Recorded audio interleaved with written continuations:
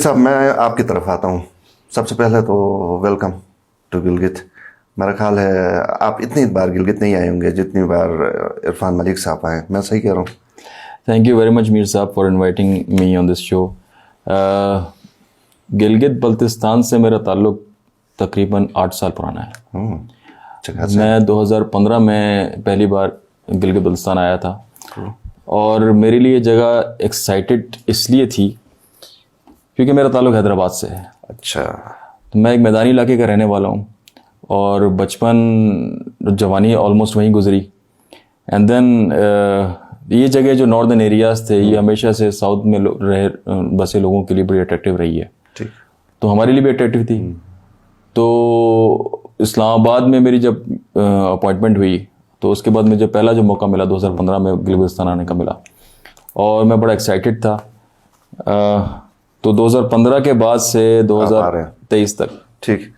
पहली दफ़ा जब आप आए तो जाहिर है मैदानी इलाके से आप आए, यहाँ पे बड़े बड़े ऊंचे ऊंचे पहाड़, क्या फीलिंग्स आ रही थी? आई थिंक मीर साहब ये इंसान की नेचर में है, जो माउंटेन की अट्रैक्शन है ये इंसान की नेचर में है। और जब भी मैं इन इलाकों में आता हूँ तो अट्रैक्शन बहुत ज़्यादा फील होती है। और दूसरी बड़ी वजह यह है कि क्योंकि इंसान की जो बुनियाद है, बेस है, वो नेचर है।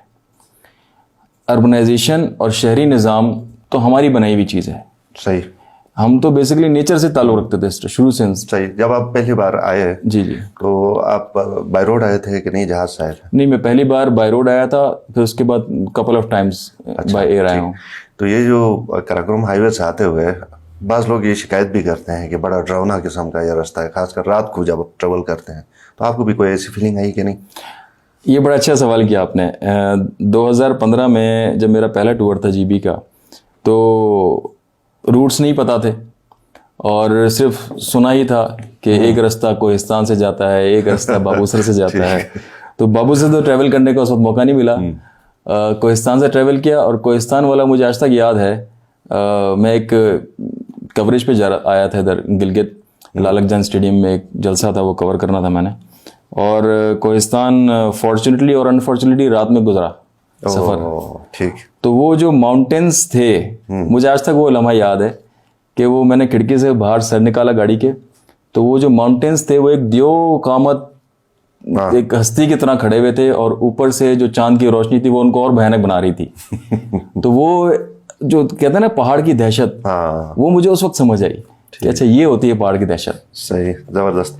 अच्छा, एक प्रोड्यूसर की आंख से जब आप देखते हैं, इन इलाकों में आते हैं, तो जाहिर है पहली बात तो ये कि हर जगह आपको खूबसूरती है, आप उसकी मतलब फिल्मिंग कर सकते हैं, लेकिन फिर भी यहाँ पे किस तरह के एंगल्स आपको लगता है कि एज प्रोड्यूसर ये बेस्ट हैं और इससे मतलब दुनिया में आप स्कूप कर जाएंगे? देखें अमीर साहब, बेसिक सा रूल है प्रोडक्शन का, जो आपकी आंख को पसंद आ रहा है ना, आपने वो चीज़ शूट करनी है। राइट।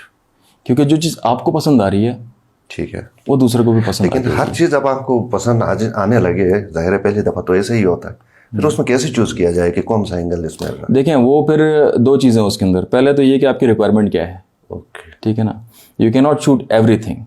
आपकी जो रिक्वायरमेंट आप उसको लेकर चलेंगे एंड देन फिर आप उस जो रिक्वायरमेंट है आपकी उसको आपने उस तरीके से शूट करना है जिस तरीके से आप दिखाना चाह रहे हैं दुनिया को। ये मुश्किल भी और आसान भी है। ठीक। मुश्किल इस तरीके से है कि ये आसान नहीं है कि आप उस एंगल से लोगों को वो चीज़ दिखाएं जिस एंगल से आप देख रहे हैं, जो कि मुमकिन ही नहीं है मोस्ट, क्योंकि आप नेकेड आई से एक चीज़ देख रहे हैं, आप टीवी पे उसको कैसे नेकेड आई से दिखा सकते हैं। आसान इसलिए है कि आपके पास बड़े ऑप्शंस हैं कि आप उसको किस तरीके से और मज़ीद दिखा सकते हैं। तो जो वैरायटी ऑफ ऑप्शंस हैं वो एक प्रोड्यूसर को बहुत हेल्प करते हैं किसी भी पैनोरामिक ब्यूटी या सीनिक ब्यूटी को विजुलाइज करने के लिए। कैमरे के पीछे होते हैं, ठीक है, आप अक्सर आपकी डायरेक्शन आप इरफान मलिक साहब को बता रहे होते हैं कि ये करें वो करें, ठीक, मुख्तलिफ औकात में। तो कौन सा कोई ऐसा आपका लम्हा, कोई वाकया जो आपको याद हो कि एक तो आप कहें कि यार पता नहीं ये क्या हो रहा है, हमसे संभल नहीं पा रहा है, या ये कि यार ज़बरदस्त इस तरह का शूट मैंने आज तक नहीं करवाया? आई थिंक ये कई बार हुआ है, एक बार नहीं हुआ, हर बार होता है। और आई थिंक चैलेंजेस ही आपको पॉलिश करते हैं। तो ना सिर्फ ये मेरे साथ बल्कि एज अ प्रोड्यूसर एक बहुत बड़ा टास्क होता है, क्योंकि आप एक टीम को लीड कर रहे हैं और आप के ऊपर जिम्मेदारी आपकी कॉर्पोरेशन ने डाली है, आपकी जो भी चैनल उसने डाली है, और उस जिम्मेदारी के साथ सफ़र करना और फिर उसको अच्छे तरीके से शूट करके कल्मिनेट करना आसान टास्क नहीं होता। तो ऐसा बहुत दफ़ा हुआ है जहाँ पे सोचा कि यार ये बहुत ट्राई कर लिया, अब कुछ और ट्राई करते हैं।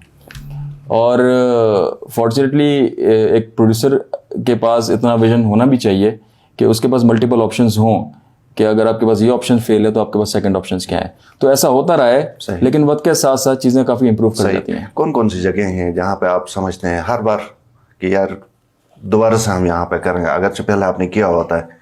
कितनी जगह हैं और कुछ इलाकों के अगर नाम बताना चाहें तो? ये अच्छा सवाल किया मीर साहब। अगर आप मुझसे पूछें तो मैं तो ये कहूँगा कि अगर मैं किसी भी एक जगह जाकर शूट करूँ तो मैं हमेशा वहाँ से ये कहता हूँ कि यह पूरा नहीं हुआ। आप जब तक, मैं जिस एरिया में भी जाता हूँ और उस एरिया को देखिए, मेरे ऊपर अल्लाह ताला ने बड़ी अच्छी मेरी जिम्मेदारी सौंपी है कि ना सिर्फ मैं वो जगह खुद देख रहा हूँ, बल्कि मेरे ऊपर जिम्मेदारी ये है कि मैं उस दुनिया को भी दिखा रहा हूँ। तो ये एक बड़ा करम है अल्लाह का। तो मैं जब भी किसी जगह जाके शूट करता हूँ, मिसाल के तौर पर देवसाई शूट कर लिया या अस्तोर शूट किया है या आपके नगर शूट किया है, तो मैं यही सोच के निकलता हूँ ये पूरा नहीं हुआ है, इसको मैं कर ही नहीं सकता पूरा, इसको अच्छी तरह विजुलाइज दुनिया के सामने पूरे इलाके को कहीं ना कहीं कमी रह जाती है।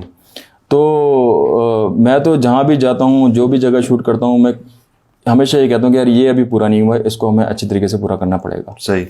ये जो मैंने इरफान साहब से भी पूछा था कि बहैसियत एक सयाह के भी जाहिर है, जब आप देखते हैं कि यहाँ पे क्या सारी फैसिलिटीज़ हैं या नहीं है, तो क्या क्या कमी है जो टूरिस्ट के लिए हुकूमत पाकिस्तान को करनी चाहिए?